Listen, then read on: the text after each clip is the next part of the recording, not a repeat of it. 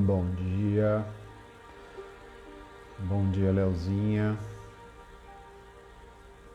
bom dia Guilherme, tá me ouvindo bem Leozinha? Oi Rafael, tudo bom? Oi Tina, oi filhote, meu filho me honrando com a sua presença na minha live, que legal filho, tá me ouvindo bem né? Então tá bom. Então, bom dia a todos. Oi, Lu. Luciana Toll. Luciana Tolosa. Lu, fiquei sabendo que o Chico Toll recebeu o livro lá, hein? Muito bacana. Sabe que o livro serviu pra gente se reconectar, sabe, Lu? Fazia muito tempo que eu não falava com o querido Chico Toll. Bom dia, Sérgio. Oi, Line. Jaqueline, tudo bom? Bem-vinda de novo. Bom, sejam todos bem-vindos para mais essa manhã, para quem está assistindo ao vivo, né? O Papo das 10, que acontece toda quarta-feira.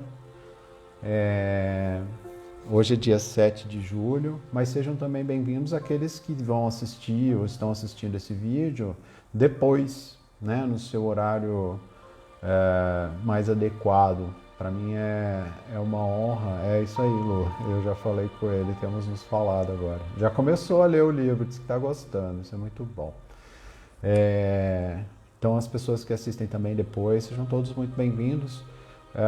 Os meus vídeos do Papo das 10 ficam sempre gravados no feed.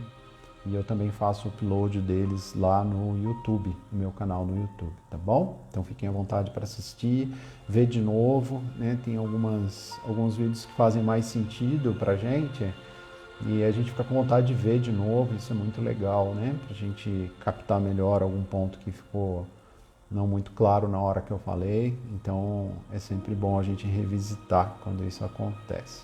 Oi, Renata.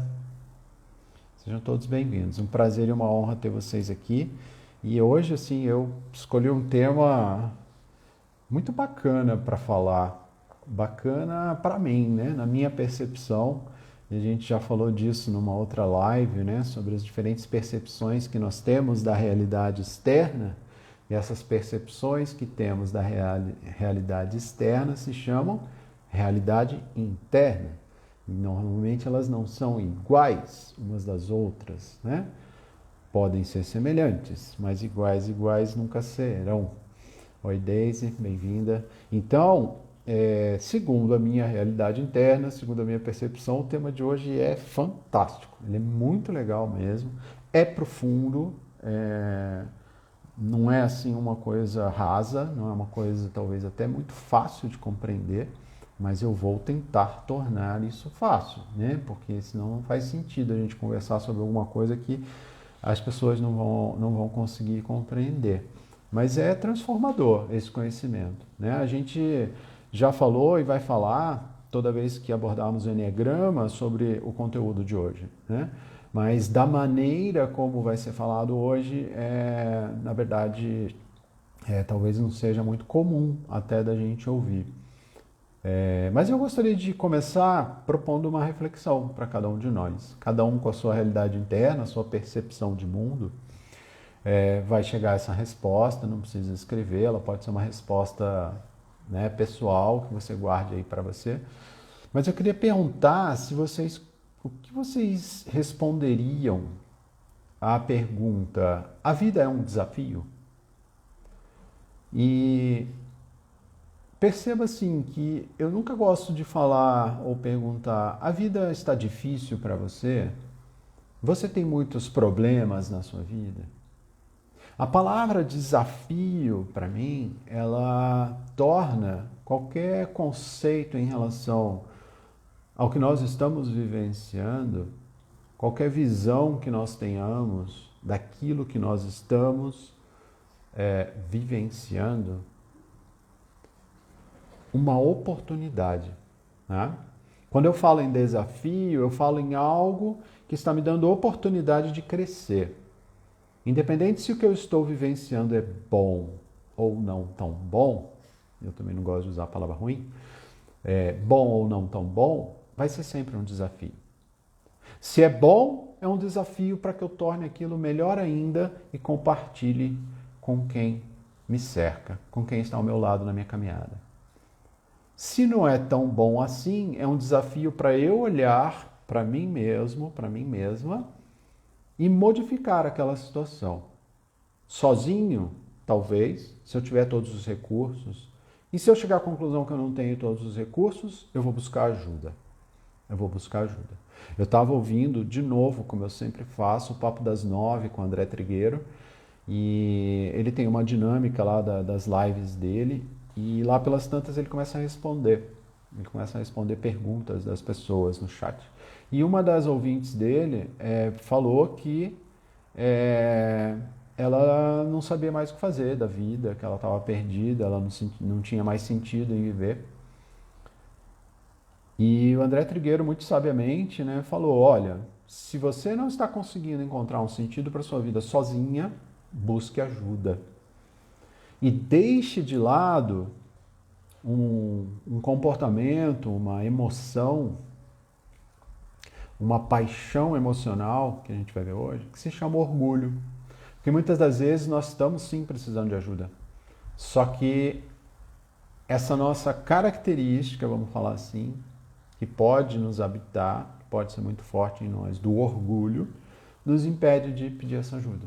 Não preciso de ajuda, eu sempre resolvi minha vida sozinho, vou passar por essa sozinho, e não consegue. Né? Então é isso sobre desafio. Só que quando a gente vai falar sobre autoconhecimento, aí eu digo para vocês que viver é um desafio, mas é um desafio da gente acordar ou despertar, né? E nos mantermos despertos. Tem uma frase que é atribuída ao filósofo Sócrates, que é conhece-te a ti mesmo. E essa frase propõe exatamente um caminho de ascensão, que é um caminho que eu gosto de dizer que é um caminho angelical. Mas para que a gente possa, então, nos prover dessa caminhada de ascensão, de evolução, de expansão da consciência, chame como quiser, nós precisamos despertar e precisamos nos manter despertos. Tudo bem até aqui? E a proposta é sempre que nós sejamos melhores hoje do que fomos ontem, mas não melhores do que os outros. Porque quando nós começamos com essa comparação, com essa abordagem de ser, não, eu estou aqui num processo de autoconhecimento, eu assisto as lives do André Pralon nas quartas-feiras, hoje à noite tem uma outra live comigo super legal, eu já vou falar porque senão depois eu esqueço, que é com o Marco Meda, vai ser às 8 horas aqui no Instagram, uma live super bacana, vai ser a primeira vez que eu faço uma live completa com o Meda, de provavelmente uma duração aí perto de 50 minutos a 1 hora, em que a gente vai falar sobre isso. Né? Eu vou contar sobre o meu despertar e sobre a minha trajetória até o momento atual da minha vida. Né? E outras coisas que a gente vai conversar. Né?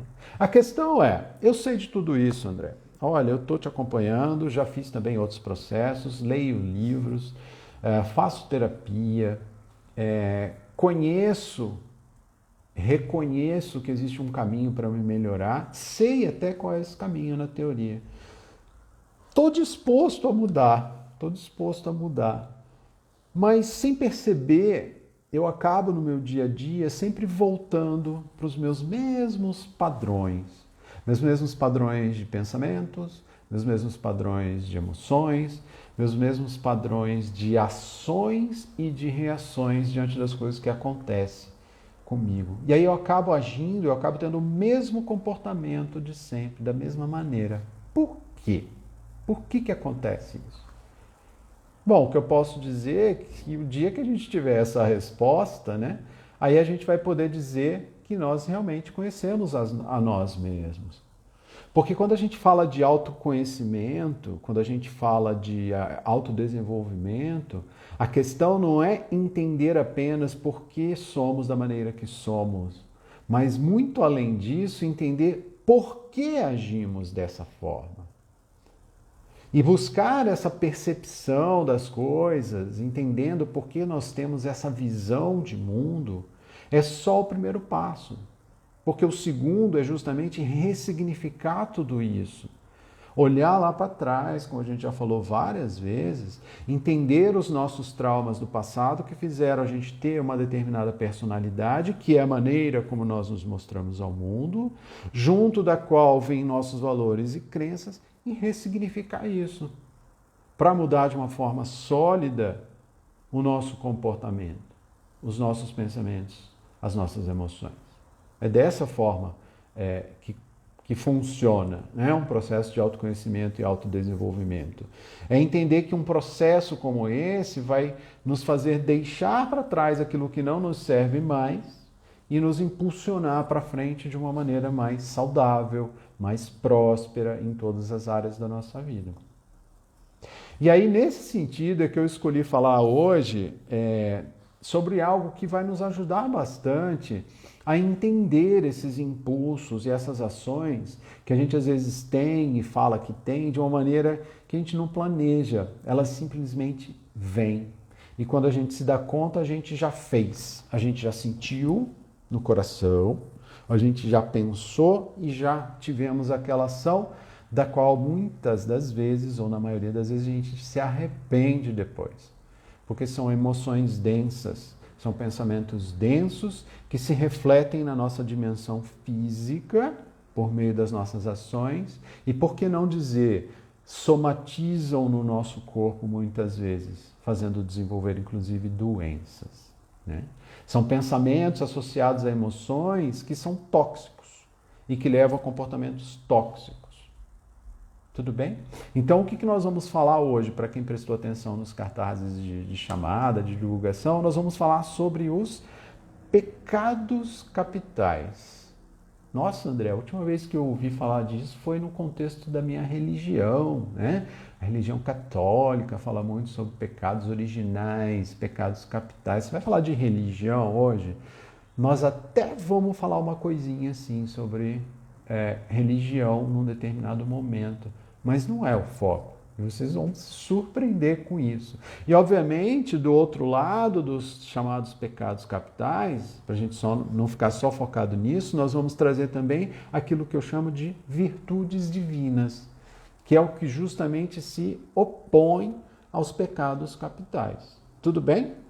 E como o Enneagrama é um sistema de autoconhecimento e autodesenvolvimento, no qual eu sou especialista, no qual eu sou treinador, sobre o qual eu escrevi um livro, que é o meu romance literário, né, De Volta para Casa, uma Jornada de Alma, que tem sim o Enneagrama como pano de fundo, embora não seja um livro técnico, né? Bom dia, Tereza.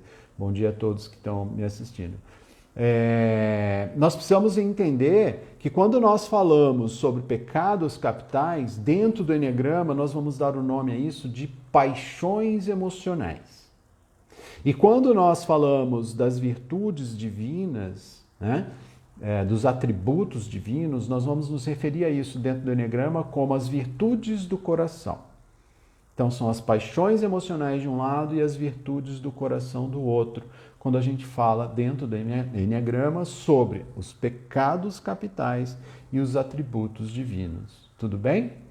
E primeiro vamos, então, já que eu falei sobre vícios emocionais, vamos entender o que seria então vícios. Então os vícios ou paixões, como eu gosto de falar, as paixões emocionais, elas são uma espécie de classificação dos nossos comportamentos, da maneira como nós nos expressamos em determinadas situações, em determinados desafios que aparecem nas nossas vidas. Agora, muito mais do que isso, que a gente precisa entender, é que essas paixões emocionais, elas estão intimamente ligadas à nossa personalidade.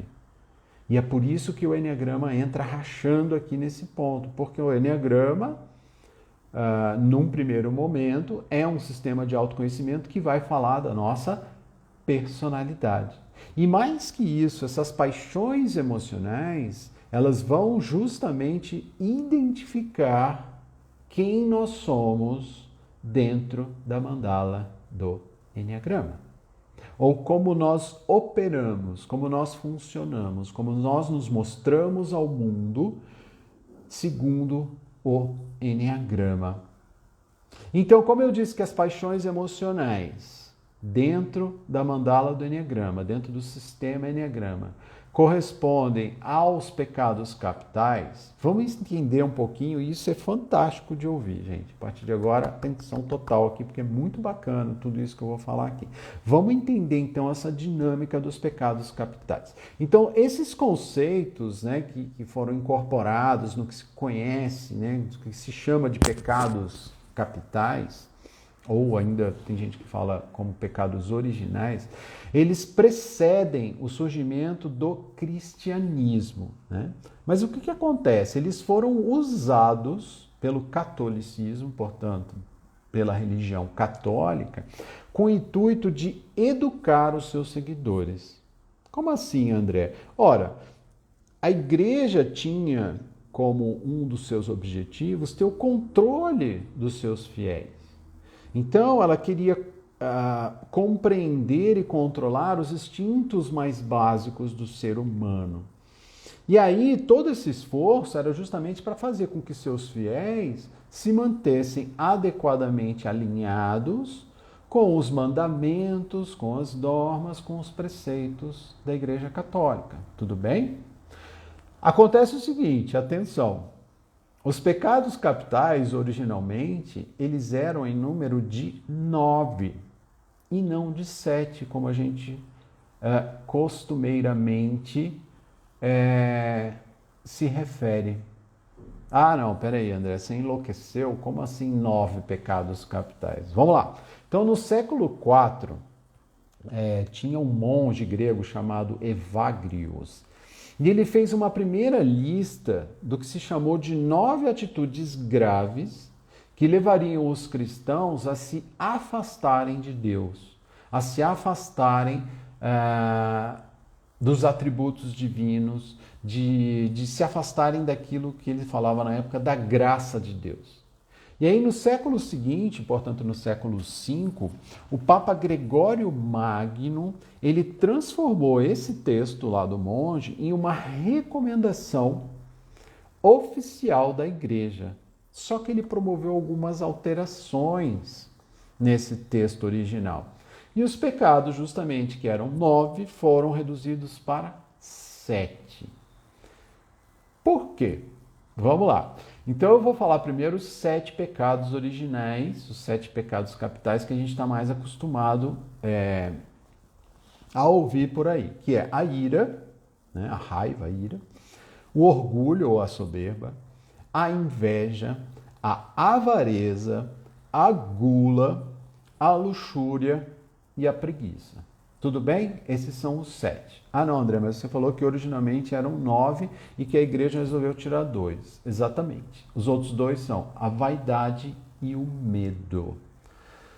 Mas qual que é a lógica disso? Por que a igreja decidiu retirar esses 2 pecados capitais, né, da lista que seria, vamos dizer assim, uma maneira, né, de controlar os seus fiéis, de falar, olha, se você praticar isso, você se afasta de Deus.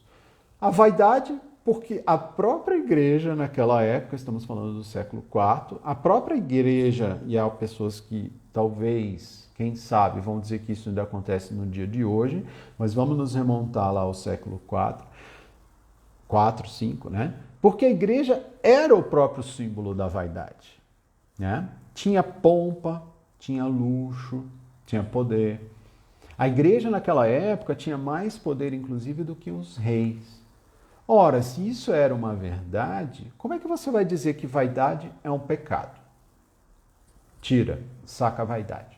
O outro é o medo. Ora, uma das pregações da igreja era dizer para os seus fiéis que eles deveriam ser tementes a Deus. Conhece alguém que até hoje fala assim, que a gente precisa andar na linha, senão Deus castiga? Então era criada aquela figura de um Deus que castigava, um Deus que se vingava, né?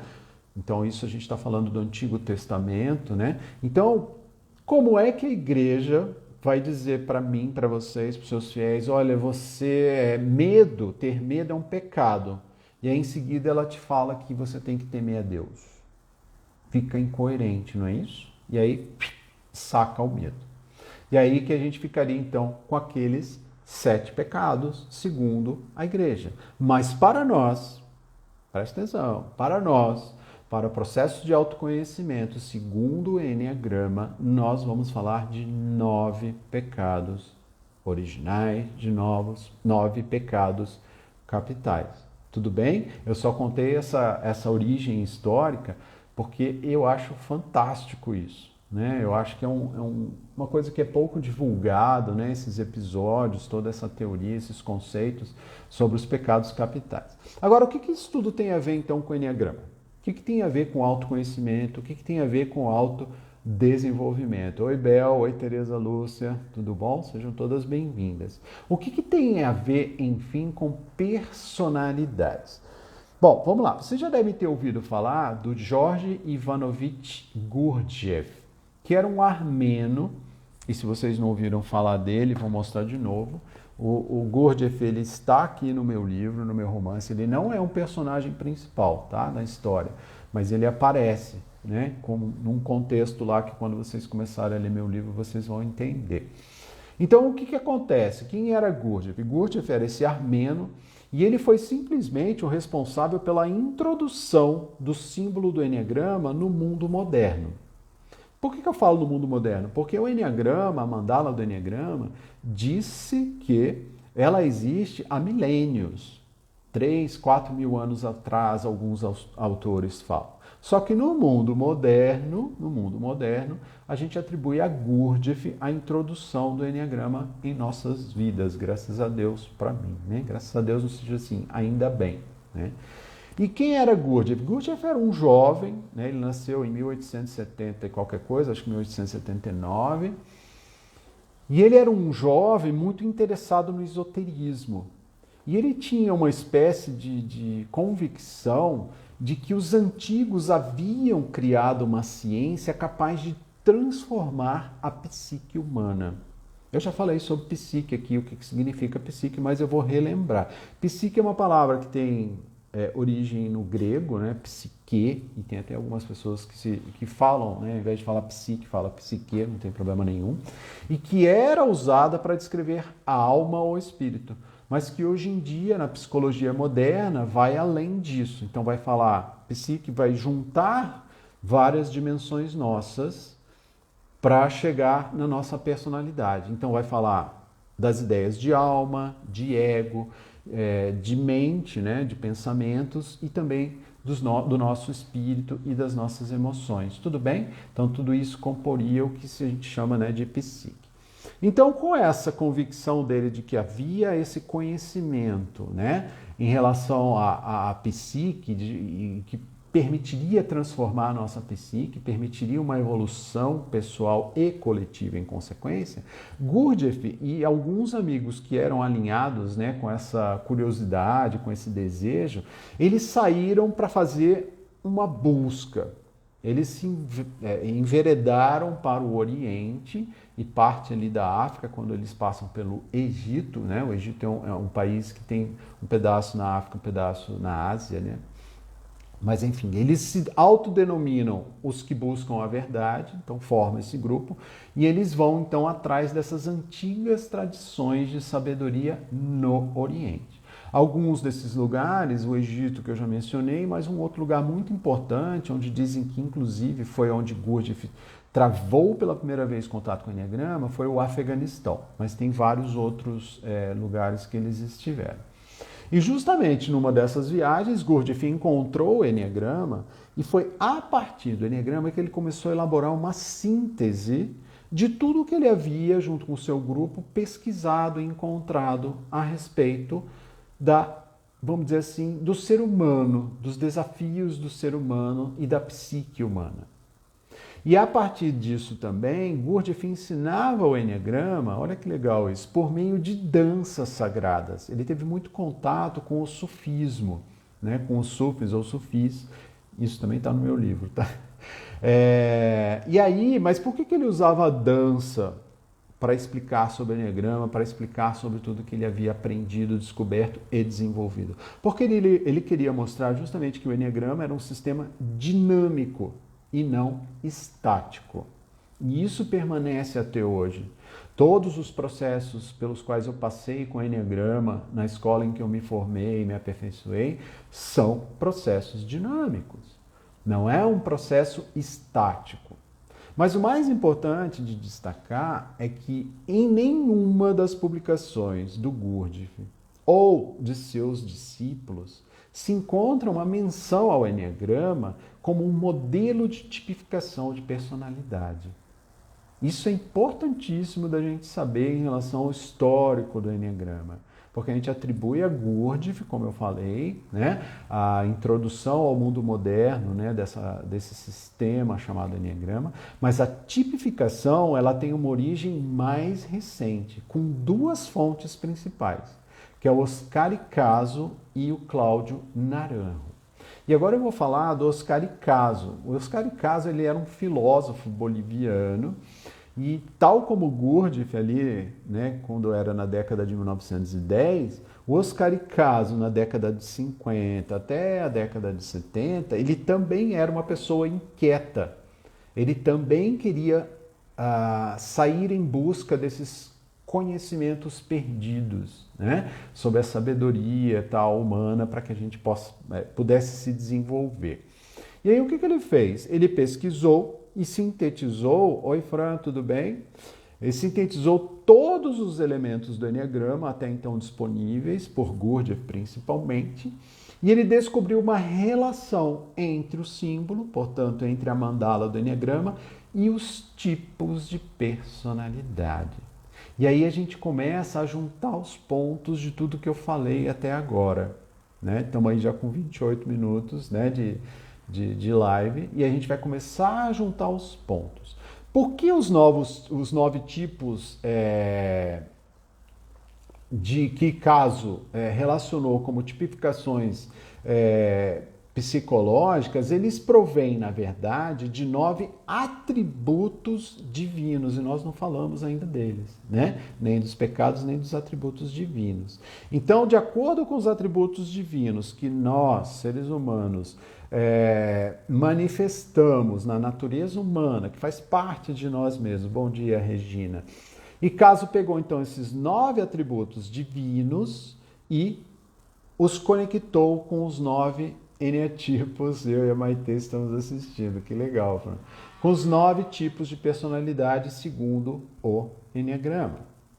E essas ideias dos atributos divinos, eles começaram muito antes, há muito tempo.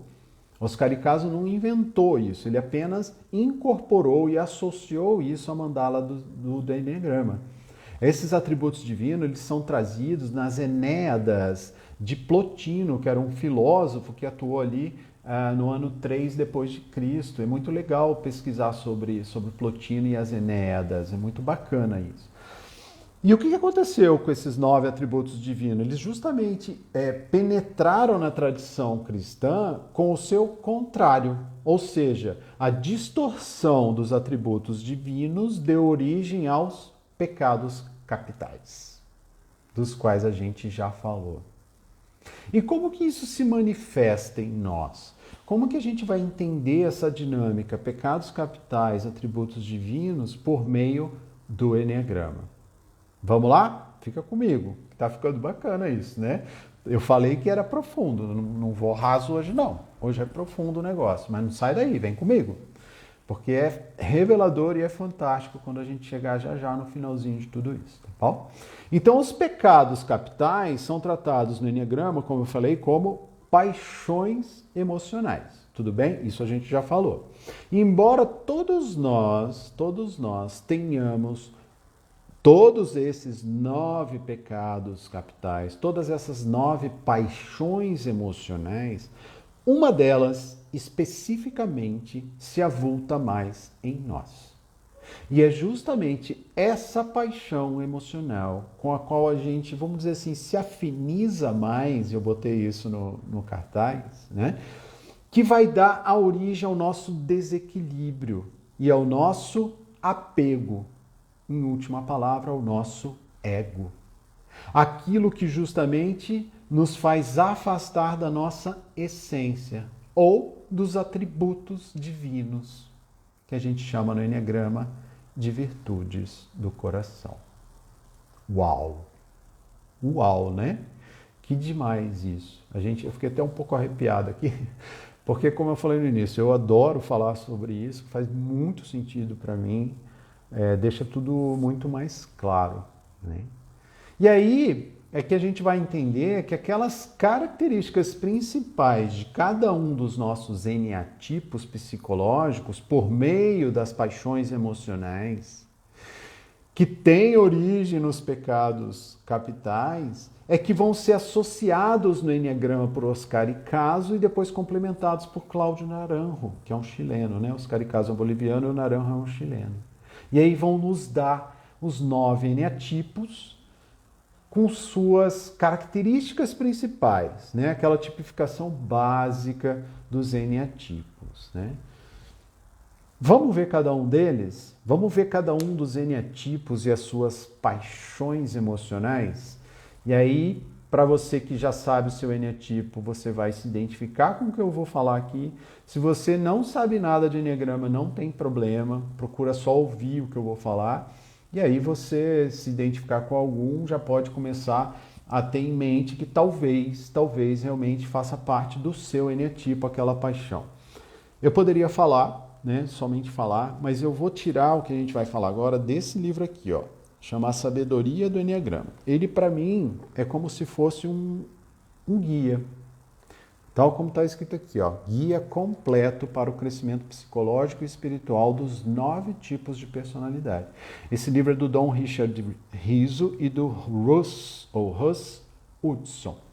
E aí lá pelas tantas, eles trazem as 9 paixões emocionais. A primeira delas é a ira, que é a paixão emocional típica do eneatipo 1.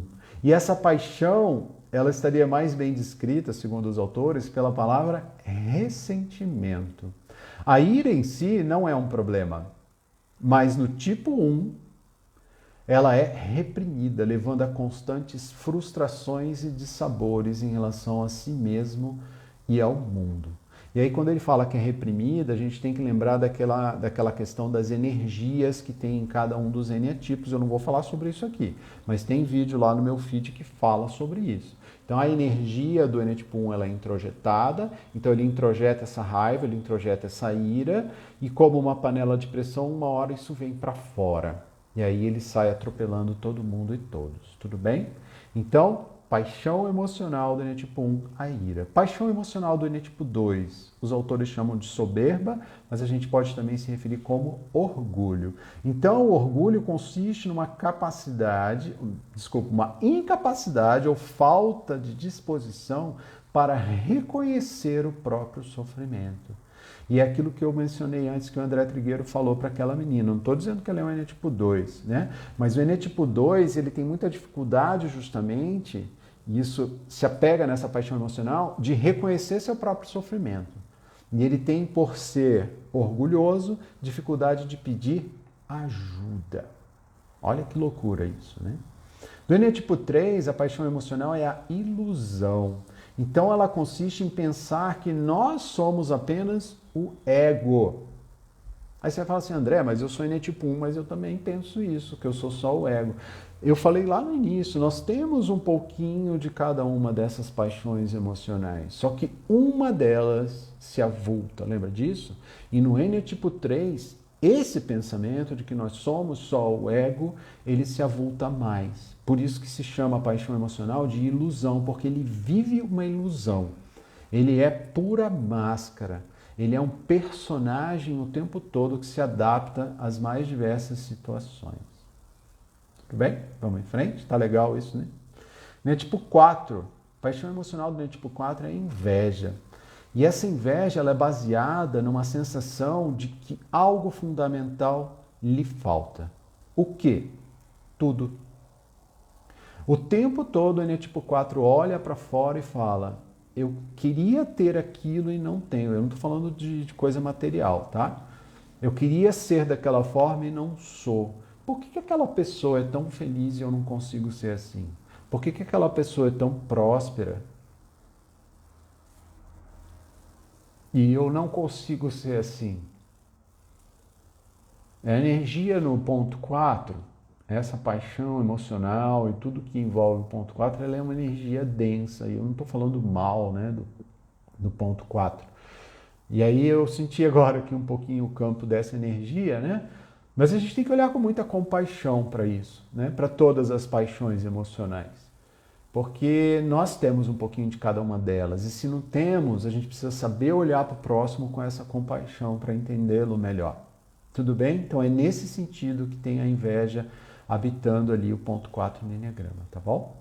A paixão emocional do tipo 5 é a avareza. Ah, André, aquela avareza assim, né, mão fechada? Pode até ser, mas aqui a gente se refere mais dos recursos interiores. Por ele achar que tem poucos recursos interiores, ele acha que a interação dele com as pessoas vai ser catastrófica. Então ele entra numa avareza emocional e numa avareza de comportamento, de relação. Ele não se relaciona com as pessoas. É nesse sentido a avareza. Tudo bem? Enétipo 6. A paixão emocional associada ao Enétipo 6 é o medo. E essa paixão, ela estaria muito bem descrita pela palavra ansiedade. E nós falamos sobre isso. O Enétipo 6... ele está na tríade dos mentais e na linha do tempo ele é focado muito no futuro. Lembra disso? Foi na live passada.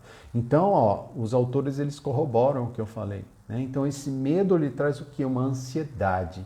Então, são aquelas pessoas que têm sempre receio do que está acontecendo e principalmente do que está por vir.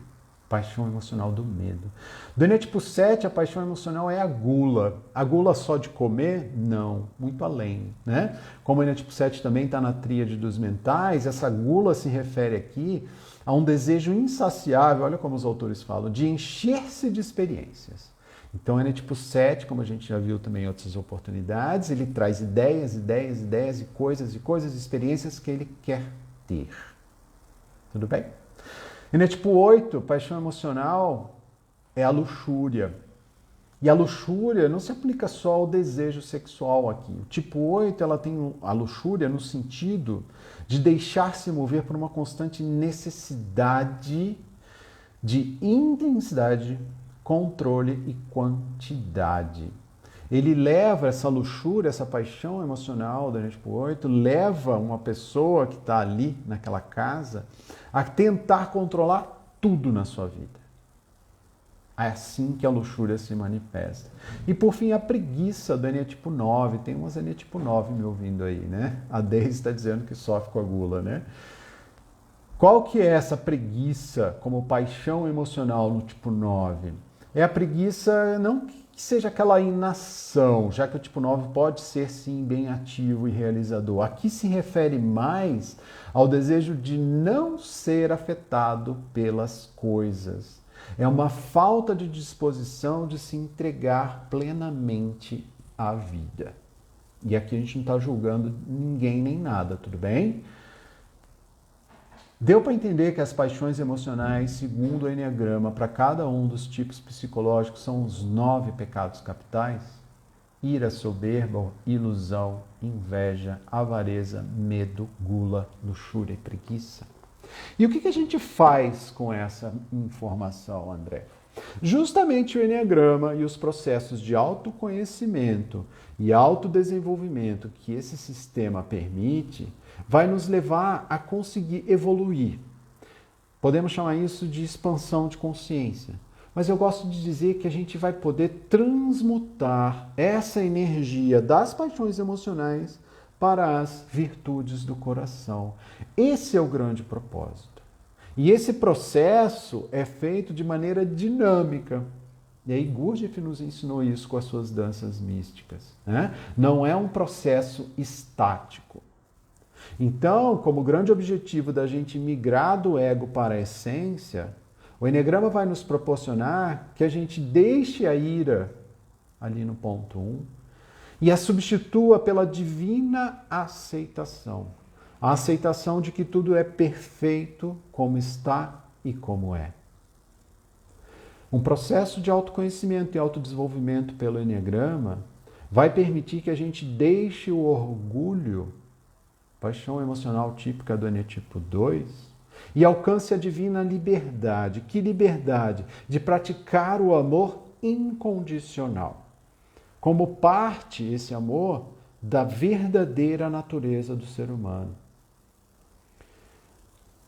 O Eneagrama e processos por meio do Eneagrama vai permitir que a gente transmute a ilusão, que é a paixão emocional do tipo 3, para a divina esperança. A esperança de que a gente possa viver com a nossa autenticidade, sem máscaras, sem estar o tempo todo conectado com o ego.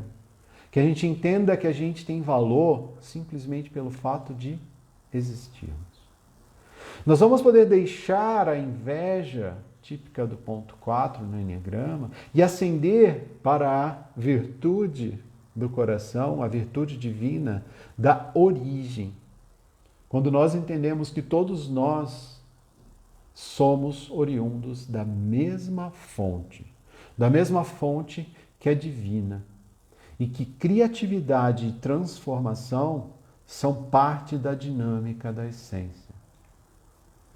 No ponto 5, nós vamos poder transformar aquela avareza, a avareza emocional que nos afasta do convívio com as pessoas, nos traz um isolamento, em sabedoria e onisciência, nos livrando de uma crença de que ser isolado de tudo e de todos eu vou me sentir seguro. E aí a gente vai poder passar a vivenciar a conexão com todas as coisas que nos cercam. Vamos poder também deixar o medo, típico do ponto 6, e acessar a divina fé, a divina coragem, quando a gente passa a se sentir apoiado, constante e forte. E que isso tudo vai constituir a nossa verdadeira segurança para a nossa caminhada. Nós vamos deixar a gula, típica do ponto 7, de um Eneatipo 7, segundo o Eneagrama, e alcançar o plano divino, a sobriedade para viver momentos tranquilos de contemplação e de reflexão. Nós vamos deixar a luxúria típica do ponto 8, e nós já vimos o que é essa luxúria, e vamos acessar a divina verdade, podendo rever ou reaver a inocência. O que temos que buscar no ponto 8 é a inocência, que um dia a gente conheceu quando era criança, mas que nós aprendemos que devíamos abandonar. Nós nos sentimos obrigados a abandonar para nos tornarmos fortes. E por fim, a gente em processos de autoconhecimento e autodesenvolvimento, usando o sistema do Eneagrama, vai ter a oportunidade de deixar a preguiça típica do ponto 9 para acessar o divino amor, a divina união, relembrando a todos que tudo está interligado, que nós fazemos parte de algo que é essência e que tudo no universo está unido, não há nada separado no universo. A essência da completude e da plenitude. E aí nós passamos pelos 9 atributos divinos, pelas 9 virtudes divinas, que dentro do Eneagrama nós chamamos virtudes do coração, e que se opõem aos pecados capitais ou aquilo que a gente chama então no Eneagrama de paixões emocionais. Então, em lugar da ira, a divina aceitação; em lugar do orgulho, a divina liberdade; em lugar da ilusão, a divina esperança; em lugar da inveja, a divina origem; em lugar da avareza, a divina sabedoria; em lugar do medo, a divina fé; em lugar da gula, o divino plano, o plano divino; em lugar da luxúria, a divina verdade; e em lugar da preguiça, o divino amor, a divina união. E assim, desse jeitinho, a gente vai encerrar o papo de hoje. Eu só queria lembrar para vocês que cada um, nós começamos a live falando sobre despertar, né? Que um grande desafio na vida era despertar e se manter desperto, mas que cada um tem o seu tempo. A gente está tendo a oportunidade de ouvir essa live, que talvez esteja já promovendo um autoconhecimento para cada um de nós, mas o outro vai ter o seu momento. Aquela pessoa com quem a gente convive vai ter o seu momento. Não vamos apressá-lo. Vamos cuidar de nós e servirmos de modelo, porque nós somos seres individuais, únicos, e nós vemos o mundo de uma maneira única também, baseado no nosso nível de evolução e na nossa individuação, como Jung falava, né? Então, a nossa personalidade molda nossos valores e nossas crenças, mas o outro tem a sua personalidade, tem os seus desafios.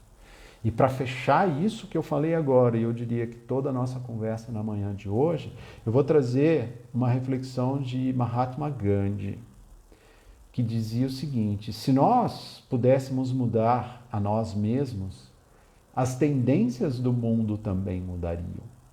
À medida que um homem muda a sua própria natureza, também a atitude do mundo em direção a ele muda. Esse é o mistério divino supremo. É uma coisa maravilhosa e a fonte da felicidade. Não precisamos esperar para ver o que os outros fazem. Sejamos nós a mudança que queremos ver no mundo. Muito obrigado. Gratidão pela manhã de hoje, que, segundo a minha realidade interna, foi muito bacana. Foi bacana para mim revisitar todos esses conceitos e essas reflexões e poder compartilhar com vocês. Se vocês curtiram, assistam de novo, passem para frente, pega o link que vai estar daqui a pouquinho no feed e passem para frente, compartilhem para aquelas pessoas que vocês eventualmente entendam que vai fazer bem ouvir tudo isso. Tá bom? Muito obrigado. Hoje à noite, às 20 horas, então, tem uma live aqui no Instagram com o Marco Meda. Se quiserem me ouvir de novo, junto com o Marco Meda, né? Vai ser muito bacana esse bate-papo. Eu estou aqui na ansiedade, na ansiedade lá dos mentais, esperando esse momento. Eu não sou um mental, não, viu? Eu sou um instintivo, mas estou ali na ansiedade, esperando para hoje à noite fazer esse bate-papo. E tendo o dia começado com vocês e com essa conversa, tenho certeza que vai terminar muito bem. Gratidão, até quarta-feira que vem, se Deus quiser. Aliás, até hoje à noite, né? E na semana que vem estamos juntos de novo no Papo das 10. Tchau, tchau. Obrigado.